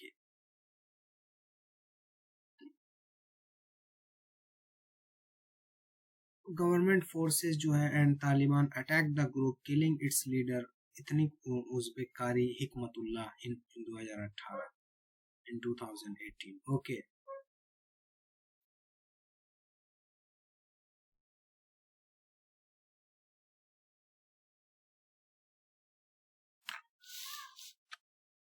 ठीक है।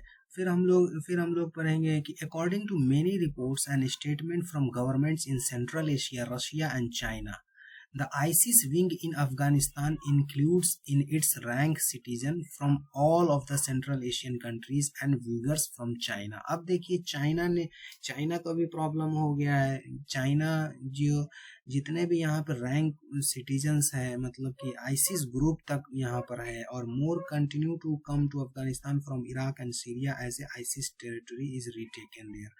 और आईसिस की टेरिटरी जैसे जैसे सीरिया में ख़त्म हो रही है, अफगानिस्तान में वो ख़त्म हो रही है, तो सेंट्रल एशिया में आ सकती है।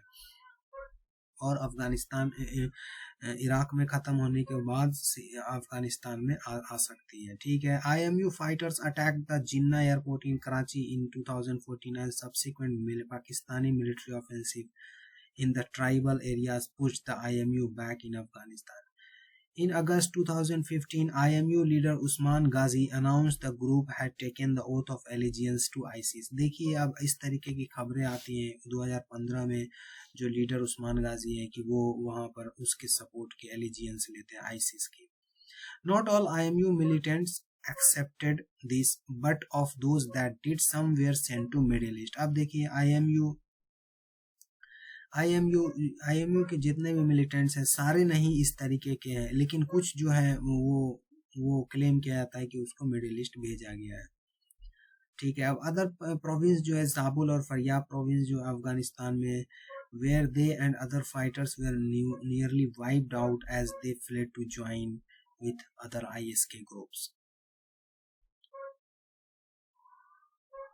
ओके, सो तालिबान का जो इंटरनल ट्रूप्स है वो भी waging the fire cast complaints against ISK के साथ, इस्लामिक स्टेट ऑफ खुरासान के साथ जो है तालिबान की तरह एक मिलिट्री ये है, मिलिटेंट्स ग्रुप है, तो उसके साथ उनका भी चक्कर लड़ाई चल रही है।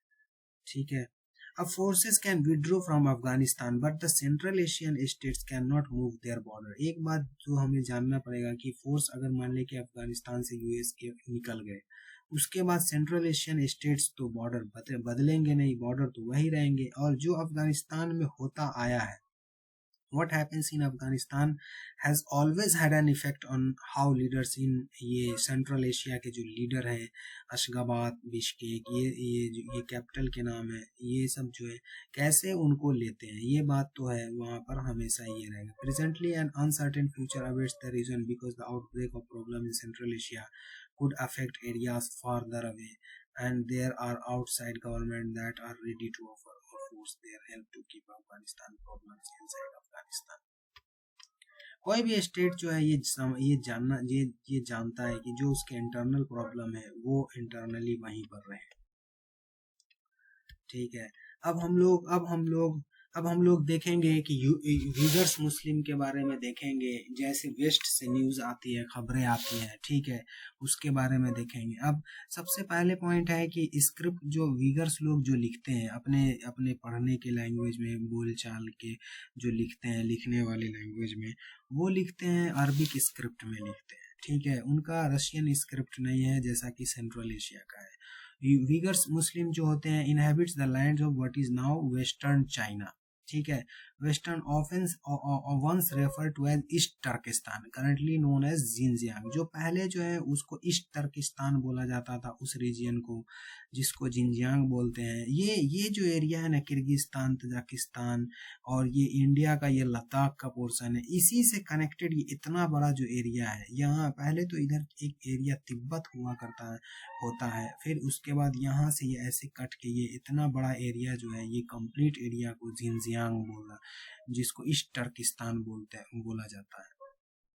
ठीक है, तो ये इतना बड़ा स्टेट आप जानते हैं ये चाइना के साथ कनेक्टेड है और यहाँ पर मुसलमानों की आबादी ज़्यादा है और इन लोगों का लिखने का स्क्रिप्ट है वो अरबिक स्क्रिप्ट है। ये भी एक समझने वाली बात है, ये भी एक गौर करने वाली बात है। और जबकि सेंट्रल एशिया में आपको मैंने बताया जैसा कि रशियन स्क्रिप्ट, अरबिक स्क्रिप्ट को बैन कर दिया गया था सोवियत यूनियन के बाद, सो यहाँ पर जो है रशियन स्क्रिप्ट में लिखा जाता था अपनी लैंग्वेज को। ठीक है, तो अभी जैसा अब हम लोग पढ़ेंगे कि वीगर्स जो है बिकेम मुस्लिम्स अबाउट 1000 ईयर्स से, वो बहुत साल पहले मुसलमान बने वीगर्स। ठीक है,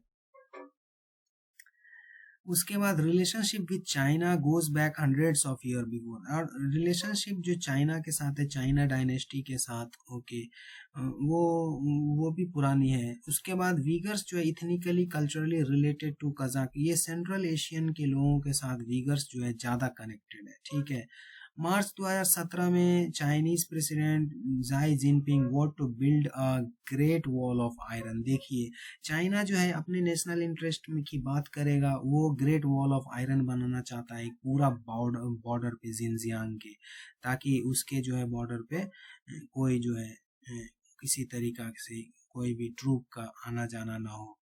डिफेंड करना चाहता है, कंप्लीट जिनजियांग को लॉक करना चाहता है, क्योंकि उसको जो है चाइना के भी नेशनल इंटरेस्ट तो है, अपनी उसकी खुद की नेशनल इंटरेस्ट होती है हर एक कंट्री की।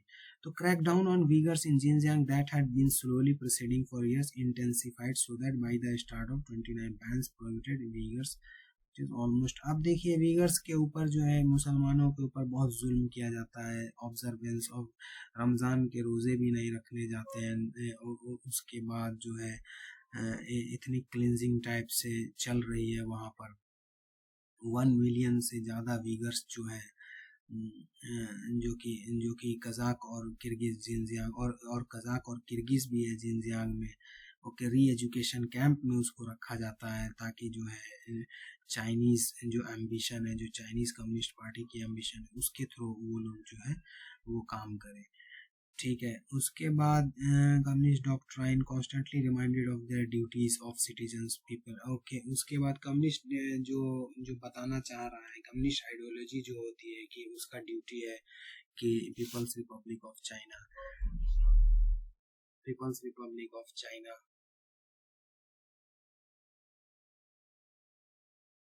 Okay, so People's Republic of China के जो कम्युनिस्ट आइडियोलॉजी है उनका ड्यूटी को मेंटेन करके रखे। तो ये विगर्स जो है डिफाइंड किया गया है।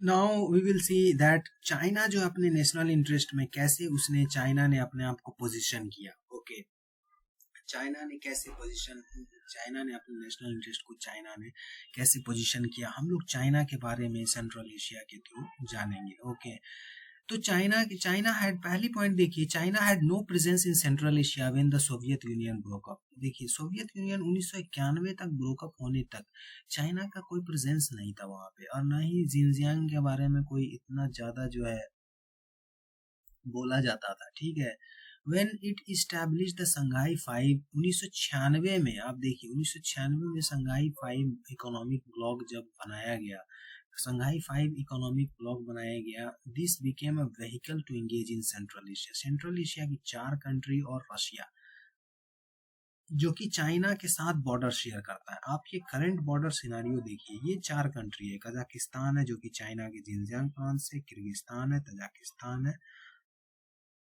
ठीक है, और अफगानिस्तान है, अफगानिस्तान, तजाकिस्तान, किर्गिस्तान और कजाकिस्तान, और एक और रशिया। ये 4 कंट्री को मिलाकर संघाई 5 ब्लॉक, नहीं अफगानिस्तान नहीं है इसमें, ये कजाकिस्तान है, सॉरी कजाकिस्तान है, किर्गिज, तजाकिस्तान और ये रशिया और चाइना, ये 5 कंट्री को मिलाकर चाइना ने अपने अपने नेशनल इंटरेस्ट के थ्रू पोजीशन किया अपने आप को। ठीक है, उसके बाद SCO और उसके बाद किर्गिस्तान, तजाकिस्तान, ये देखिए republics. Okay, the initial purpose क्या था, इस ब्लॉक को बनाने का इनिशियल पर्पस था कि ग्रुप जो है वो रिडक्शन ऑफ मिलिट्री फोर्सेस, अपने जो मिलिट्री फोर्स को रिड्यूस करेगा चाइनीज फ्रंटियर पे, यहाँ पर मिलिट्री प्रेजेंस नहीं रहेगी। This proved so successful that the group decided to use the, बहुत सब लोग जो है वहाँ मिलिट्री प्रेजेंस को हटा दिए वहाँ से, ये बहुत ज़्यादा सक्सेसफुल हुआ। तो ये इतना सक्सेस हुआ कि ऑर्गेनाइजेशन जो है बूस्ट करने का कोशिश किया, और आप जानते हैं कि आगे चलकर 2001 में ये एक इकोनॉमिक ब्लॉक बन गया, ये ऑर्गेनाइजेशन बन गया जिसको SCO बोलते हैं, संघाई कॉरपोरेशन ऑर्गेनाइजेशन बोलते हैं। उसमें आगे चल के उज्बेकिस्तान को भी एडेड किया, और आगे 2015 में तो पाकिस्तान एंड इंडिया को भी ज्वाइन कर लिया गया। तो now China is the leading investor in every one of the Central Asian state. अब क्या है, चाइना के पास इकोनॉमिक प्रॉस्पेरिटी आ गई है, तो चाइना जो है वो सेंट्रल एशियन स्टेट्स में अपना जो है इन्वेस्ट करता है। ठीक है, उसके सेंट्रल एशियन स्टेट में एनर्जी और माइनिंग सेक्टर में इन्वेस्ट करता है।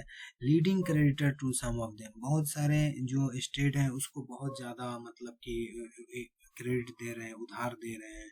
तो इस तरीके से वो कर्ज के चपेट में भी आ रहे हैं सेंट्रल एशियन की जो कंट्रीज हैं। ठीक है, China has a $multi-billion stake in preserving the status quo in central Asia, क्योंकि सेंट्रल एशियन के जो स्टेट है वो नेचुरल गैस, खास करके यूरेनियम में तो सेंट्रल एशिया बहुत ही आगे है।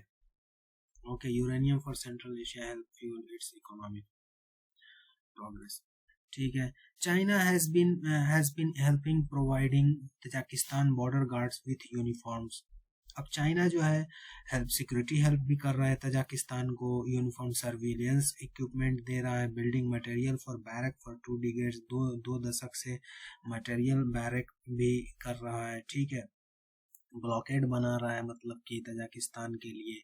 अब आप देखिए for most of the last decade China has also been conducting a cross border counter narcotics operations with Tajik forces from Gorno Badakhshan into areas of Afghanistan, और अफगानिस्तान के भी एरिया में इंटरेस्ट ले रहा है चाइना। ठीक है, ठीक है। चाइना जो है, China in 2016 China, Tajikistan, Afghanistan and Pakistan formed alliance to fight terrorism. China जो है अपने नेशनल इंटरेस्ट में भी वर्क कर रहा है। चाइना जो है देखिए पाकिस्तान, तजाकिस्तान, अफगानिस्तान से अलायंस फॉर्म किया कि टेररिज्म को हम लोग हटाएंगे, ठीक है। रूटर्स एक अखबारी मैगजीन है, उसने नोटेड एट दैट टाइम लिखा कि the announcement of agreement came shortly after China's defense minister had thanked Afghan government forces for their efforts fighting militants from the East Turkestan Islamic movement। मतलब Jinjiang में, east टर्किस्तान में जो भी movement अगर arise होता है तो उसने अफगानिस्तान गवर्नमेंट को साथ थैंक किया और बोला कि जो यूगर ग्रुप है जो free Jinjiang area from Beijing rule से फ्री होना चाहते हैं, तो उसके लिए अपने नेशनल इंटरेस्ट की बात है तो चाइना जो है ऑब्वियस सी बात है चाइना जो है सपोर्ट करेगा। लेकिन हाँ, हेट्रेड और एक्सट्रीमिज्म को लेकर सपोर्ट चाइना चाहता है कि सेंट्रल एशियन से आते रहे, ठीक है। उसके बाद Chinese troops with Beijing said where members of China's People's Armed Forces have been seen in the area where the Afghan base in where okay so यहाँ पर हम लोग ये भी देखेंगे कि चाइनीज ट्रूप्स जो है अफगानिस्तान में बेस बनाया है आर्म फोर्सेस के बारे में। चाइना जो अपने नेशनल इंटरेस्ट में ये सब वर्क कर रहा है। उसके अर्लियर दिस ईयर आप देखेंगे कि there were imports about China building a military base for Chinese forces inside Tajikistan. अब तजाकिस्तान के अंडर में ही मिलिट्री बेस बना रहा है, ठीक है। And less than 20 kilometre from border with Afghanistan से 20 किलोमीटर के बस बॉर्डर पे चाइना अपना जो है मिलिट्री बेस बना रहा है। तो चाइना अपने नेशनल इंटरेस्ट पे वर्क कर रहा है एक्चुअली में। समझने की यहाँ पर ये बात है, चाइना नहीं चाहता है कि कभी भी जिनजियांग और ईस्ट टर्किस्तान का जो पोर्शन है वो हमसे अलग हो जाए। तो वो अपना नेशनल इंटरेस्ट के लिए जो कंट्रीज है अफगानिस्तान और उसके जो सेंट्रल एशियन कंट्रीज है उन सब से वो जो है कोऑपरेशन करके ओके वहाँ पे मिलिट्री बेस बना रहा है ताकि जो है हम हमेशा जो है एक्सट्रीमिज्म से फाइट करते रहे, ठीक है।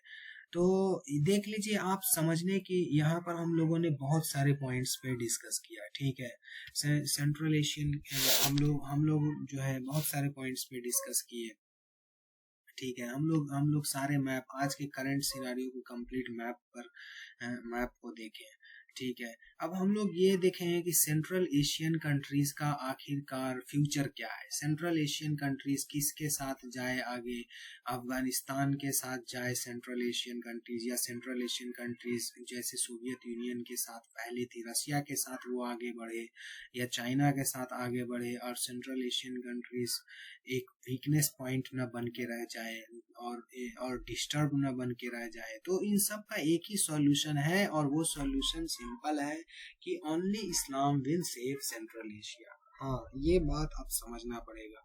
आप जानते हैं इस्लाम जो है बहुत ही डाइवर्स रिलीजियन आज के वर्ल्ड में बन चुका है। अकेले रशिया में हम लोगों ने डिस्कस किया कि 40 तरह के एथनिक ग्रुप हैं इस्लाम में। सो इस्लाम जो है इथनिसिटी को जोड़ता है, सारे लैंग्वेज को जोड़ता है। इस्लाम रेसिज्म को ख़त्म करता है। इस्लाम जो है नेशन एक नेशन को दूसरे नेशन से बिलोंग करवाता है। ऐसा फीलिंग नहीं होता है कि आप अलग नेशन है हम अलग नेशन है तो हमारी अलग फ्यूचर है हमारी, ऐसा नहीं होता है। इस्लाम तो only Islam will save central Asia. खास करके सेंट्रल एशिया की जो 5 ब्लॉकेड कंट्री है जो अफगानिस्तान से जो ऊपर जाती है और रशिया तक और कैस्पियन सी से लेके चाइना के बीच का जो ये लैंड मास है, इसमें यहाँ के लीडर्स को, यहाँ के मेंबर्स को, यहाँ के पॉलिटिकल जो डिप्लोमेट्स वगैरह, यहाँ के इवन जो है यहाँ के रिलीजियस लीडर इमाम्स को, घर घर को ये समझना पड़ेगा कि ये सब सेंट्रल एशियन के जो सेंट्रल एशियन के जो वहाँ पे पीपल्स हैं, इन सबको समझना पड़ेगा कि 70 years of Soviet rule in central Asia did not crush Islam. इस्लाम को क्रश नहीं कर पाया 70 साल के रूल के बावजूद भी, ठीक है। उसके बाद जो है, हाँ, ये एक बहुत ही प्रोफाउंड इफेक्ट हुआ, सेक्युलराइजिंग द सोसाइटी, सेक्युलराइज सोसाइटी को सेक्युलराइज किया गया, बात सही है। पॉलिटिकल इलाइट्स को सेकुलराइज किया गया, ज़्यादा जो है एक्सट्रीमिस्ट नहीं पैदा हुए, ये सब चीज़ हुआ। लेकिन ये सब इस्लाम को सही तरीक़ा से रिप्रेजेंट अभी भी नहीं सेंट्रल एशिया में है। तो इस कारण से जो है एक्सट्रीमिज़म जो है जन्म ले रहा है। जैसे कि अफ़गानिस्तान का देखा देखी हम लोगों ने ग्रुप देखा, IS के ग्रुप देखा, तजाकिस्तान का वॉर देखा, ये सब जितने भी ग्रुप है सब इंस्पायर्ड हुए अफ़गानिस्तान के ग्रुप से, अफ़गानिस्तान के तालिबान ग्रुप से सब इंस्पायर्ड हुए और खुद का मिलिटराइज कर लिए अपने अपने पीपल को, ठीक है। अब हम लोग जानेंगे कि after independence there was surge of interest in Islam. ये देखिए, ये जो लाइन है, इंटरेस्ट ऑफ इस्लाम जो है ये जन्म तो लेता ही है। ये एक ये जो है इंटरेस्ट ऑफ इस्लाम जो है ये यूथ में जन्म तो लेता ही है। तो और इसी तरीक़ा से सेंट्रल एशिया में जब इंडिपेंडेंस हुआ तो इस्लाम में इंटरेस्ट हुआ, ठीक है। और emergence of political Islamist group seeking to challenge the secular nature of these new state. जो नए स्टेट हैं उसको पॉलिटिकल इस्लामिस्ट ग्रुप जो है वो चैलेंज करने की भी कोशिश कर रहे हैं, जैसा कि देख रहे हैं। इसी कारण से जो है चाइना ने अपने आप को पोजीशन कर लिया, इसी कारण से रशिया हमेशा चिंता में रहता है, इसी कारण से अफगानिस्तान को US छोड़ना नहीं चाह रहा है, ठीक है। तो ये इंटरेस्ट रहता है, ये वर्ल्ड का प्रेशर बनता है यूनाइटेड स्टेट्स को कि जो है कि वहाँ पर जो है कम से कम स्टेबल रहे, गवर्नमेंट स्टेबिलिटी चले सही से, ठीक है। ओके, अब हम लोग एक चीज जानते हैं कि पॉलिटिकल इस्लाम को अगर ज्यादा भी दबा दिया गया तो वो भी एक वायलेंस के रूप में जन्म ले लेता है और टेररिस्ट ग्रुप बन जाता है। तो कैसे इस्लामिक पीपल को, कैसे अपने ही लोगों के बीच में अगर कोई एक्सट्रीमिस्ट पे जाता है तो कैसे जो है इस्लामिक लीडर को उठना पड़ेगा और खुद के लिए करना पड़ेगा। ऐसा ऐसा माहौल क्रिएट करना पड़ेगा कि हमारे ही बीच में कोई लीडर ऐसा ना पैदा हो जो कि काफी एक्सट्रीमिस्ट बात करने लगे और जो इस्लाम की कंपैशन और काइंडनेस की बात है, जो ब्रदरहुड की बात है, उसके ऊपर हावी हो जाए, ऐसा भी ना हो। तो यहाँ पर जो है खास करके मुस्लिम नेशंस, खास करके जो अफगानिस्तान का तो बहुत बड़ा रोल रहेगा सेंट्रल एशिया। अफगानिस्तान है, ईरान का रोल रहेगा सेंट्रल एशियन पे। तो कैसे ये जो है मुस्लिम नेशंस का जो है एक दूसरे के साथ गेट अलोंग करेगा, ये भी एक फ्यूचर पे, एक अभी के लिए तो ये क्वेश्चन मार्क ही है कैसे करेंगे, लेकिन फ्यूचर में ये इस्लाम ही जो है बचा पाएगा सेंट्रल एशिया को। ओके, सेंट्रल एशिया के लिए कुछ पॉइंट्स यहाँ पर देखना है कि सेंट्रल एशिया के साथ ये हमेशा जो है always go back to Russia regarding technical military nuclear facility. Central Asia को जो है हमेशा जो है सेंट्रल एशियन पीपल्स को पॉलिटिक्स के हिसाब से देखा जाए तो वहाँ पर रशिया के साथ वो टेक्निकल और न्यूक्लियर पावर फैसिलिटी बनाना चाहिए, अपने कंट्री को स्ट्रॉन्ग करना चाहिए। अगर मिलिट्री अलायंस करेगा तो इसके साथ चिंता में बना रहेगा, चाइना को भी चिंता रहेगा, अफगानिस्तान को भी चिंता रहेगा, अगल बगल कंट्री को बाहर की मिलिट्री आने से टेंशन तो बढ़ा रहता है। इसीलिए सेंट्रल एशियन लीडर को ये बात ध्यान में रखना पड़ेगा। उसके बाद अफगानिस्तान सबसे बड़ा मसला है, अफगानिस्तान को ऑर्गेनाइज होना होगा और सुटेबल स्टेट बनना पड़ेगा और एक खुद का जो बाउंड्री नेशंस है अफगानिस्तान का उसको सिक्योर करना पड़ेगा कि उसके स्टेट में, विद इन स्टेट में कोई टेररिज्म ना फैले, कुछ ऐसा ना हो जिससे जो एक्सट्रीमिस्ट आइडियोलॉजी फैले। ओके, और सेकंड पॉइंट यहाँ पर सेंट्रल एशियन जो है बेसिकली वो वन नेशन है, आइडेंटिटी इज द सेम। और जो वीगर्स मुसलमान है जो चाइना में, और एक बात जो है, जैसे कि वेस्ट आज चाइना का मसला, वीगर्स का मसला कितना उठा रहा है, और चाइना और चाइनीज बोल रहे हैं कि हम लोग रिप्रेस नहीं कर रहे हैं। हालांकि ऑस्ट्रेलिया ने सैटेलाइट्स भी दिखा दिया कि वहां पर जो है एजुकेशन कैंप है और उसके तमाम वीडियोस भी है अवेलेबल। तो आखिरकार वीगर्स के बारे में, वीगर्स को कौन बचा पाएगा जब तक सेंट्रल एशियन नेशन आइडेंटिटी अपने आप को सिमिलरिटी पे नहीं देखेगी, अलग अलग रहेगी, अगर नहीं अंडर इस्लाम के अम्ब्रेला में आएगी और एक दूसरे को नहीं फॉरगिव करेगी, तब तक जो है वो वीगर्स को भी नहीं बचा पाएगा। अगर वीगर्स पे कभी जुल्म चाइना ने सपोज अभी एक्सट्रीमिज्म लेवल का जुल्म और सबको कत्लेआम मचाना चालू कर दिया, तो कभी नहीं, कोई नहीं बचा पाएगा। थोड़े ना अमेरिका आके तो वो बमबारी करेंगे, वो थोड़े ना वो कहाँ बम गिराएंगे वो तो अपने हिसाब से नहीं देखेंगे। कैसे मुसलमानों का जान तो मुसलमान कंट्रीज ही बचाएगा, और जो बगल की कंट्रीज है खासकर सेंट्रल एशियन की, तो वही वही बचा पाएंगे। ठीक है, यहाँ पर ये भी देखिए, यहाँ पर ये भी एक आर्टिकल से ये पॉइंट्स है, ये समझने वाली पॉइंट है कि वर्ल्ड ऑफ इस्लाम जो है मोनोलिथिक नहीं है। मतलब कि कोई लिमिट नहीं है। इस्लाम इस्लाम आज की दुनिया में इतना डाइवर्स हो चुका है कि हजारों इथनिसिटी इस्लाम के अंदर है। कोई इंडिया में ही कितने इथनिसिटी, और सारे इथनिसिटी में इस्लाम है। इसी तरीका से आप देख सकते हैं इंडोनेशिया कितनी मल्टी कल्चरल इथनिसिटी लोग है, इतनी पीपल है वहाँ पे, सब में इस्लाम है, सब में इस्लाम है। रशिया में हम लोग ने देखा कितनी इथनिसिटी है, यूरोप में कितनी इथनिसिटी है, सब जगह इस्लाम है। तो इस्लाम जो है कोई लिमिटेड टू अरब नहीं रह गया है, इस्लाम एक पूरा वर्ल्ड का सिनारियो बन चुका है।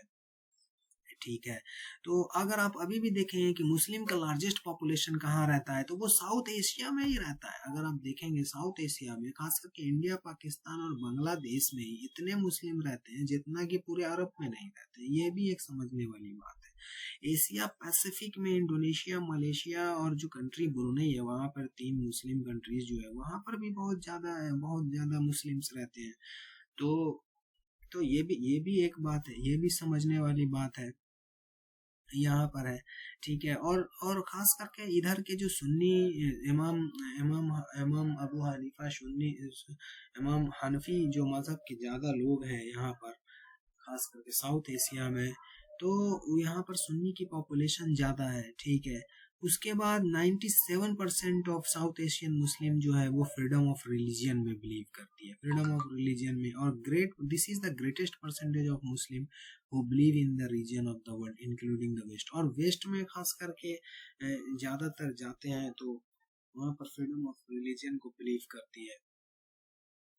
ठीक है, तो अब हम लोग now we came to the end. अब हम लोग एंड करेंगे इस कंप्लीट जो है चर्चा को। अब हम लोग एंड करेंगे, और कोई क्वेश्चंस है तो क्वेश्चंस लेंगे, और हम जो है एक और वीडियो बनाएंगे उस क्वेश्चंस को सॉल्व करेंगे। ठीक है, तो हम लोग बेसिकली हम यहाँ पर समराइज कर रहे हैं कि बेसिकली हम लोग जो है पांच बड़े बड़े टॉपिक के बारे में हम लोगों ने डिस्कस किया कि कैसे यूएसएसआर को डिस्ट्रॉय, मुस्लिम को डिस्ट्रॉय करने का एफर्ट किया। उसके बाद इस्लामिक साइंटिफिक कंट्रीब्यूशंस क्या क्या रही इसमें यूएसएसआर में। उसके बाद रशिया में जो है मुस्लिम्स क्या यूएसएसआर के इम्पोर्टेंस को, ये क्वेश्चन अराइज होता है अक्सर कि मुस्लिम जो है यूएसएसआर के इम्पोर्टेंस को समझा नहीं, इसीलिए अलग अलग अपना अपना इंडिपेंडेंस स्टेट हो गया। तो मान लीजिए कि अगर अभी भी यूएसएसआर रहता, तो यूएसएसआर एक सबसे बड़ी बात है कम्युनिज्म स्टेट है। कम्युनिज्म कभी भी इस्लाम से मेल कर ही नहीं सकता है, बिकॉज वो एथिज्म को प्रमोट करता है। तो जो भी होता है हम लोग अल्टीमेटली वो बिलीव करते हैं कि बाय गॉड्स विल होता है। तो इसीलिए ऐसा नहीं है कि हाँ, मुसलमानों ने अपने हिसाब से जो भी हुआ उस समय, जो भी डिसीजन हुआ वो राइट ही डिसीजन हुआ। ठीक है, चाइना जो है बगल का नेशन, जो चाइना है सेंट्रल एशिया के, वो अपने, और जो भी कोई भी नेशनल नेशन जो होता है, वो चाइना ने अपने आप को पोजीशन कर लिया है। तो चाइना कैसे सेंट्रल एशिया को एज एन एनिमी देखता है, एज एन फ्रेंड देखता है, वो अपने नेशनलिटी के थ्रू प्ले करेगा चाइना। ये बात भी समझने वाली बात है। तो सेंट्रल एशियन को चाइना के साथ कैसे जो है बिहेव करना चाहिए। ठीक है। और फाइनली जो है हम लोगों ने देखा कि कैसे इस्लाम जो है सेंट्रल एशिया को सेव करेगा। ओके, सो अगर जो है हम लोग कंप्लीट, अब हम इस वीडियो को एंड करेंगे। तो हमने कंप्लीट डिस्कस किया सारे क्वेश्चंस, जो भी क्वेश्चंस है वो आप कमेंट बॉक्स में दे सकते हैं, ठीक है, हम उस क्वेश्चन को एनालाइज करेंगे। और ये वीडियो को हम फिर से एक बार और जो है इस वीडियो को कंप्लीट डिस्कस करेंगे। अगर कोई पॉइंट्स इसमें नहीं समझ में आया या कोई पॉइंट्स जल्दी से निकल गया तो हम लोग सबको डिस्कस करेंगे। So thank you very much to all of you, and yeah, God bless you all.